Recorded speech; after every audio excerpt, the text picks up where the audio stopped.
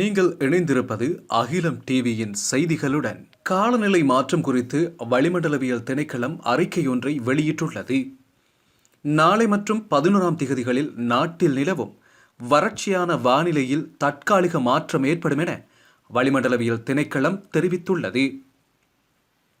இதன்படி நாட்டின் சில இடங்களில் மாலையில் அல்லது இரவில் மழை பெய்யும் என வளிமண்டலவியல் திணைக்களம் மேலும் குறிப்பிட்டுள்ளது.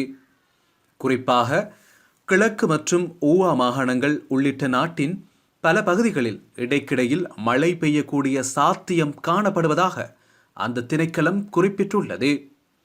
காலி, மாத்தறை, களுத்துறை மற்றும் ரத்னபுரி மாவட்டங்களின் சில இடங்களில் மாலை அல்லது இரவில் மழை அல்லது இடியுடன் கூடிய மழை பெய்யக்கூடும்.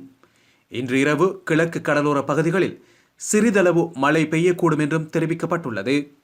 காலை வேளையில் நாடு முழுவதும் பனிமூட்டமான நிலை காணப்படக்கூடும் என வளிமண்டலவியல் திணைக்களம் மேலும் தெரிவித்துள்ளது. நாளை மற்றும் 11ஆம் திகதிகளில் நாட்டில் நிலவும் வறட்சியான வானிலையில் தற்காலிக மாற்றம் ஏற்படும் என வளிமண்டலவியல் திணைக்களம் மேலும் குறிப்பிட்டுள்ளது.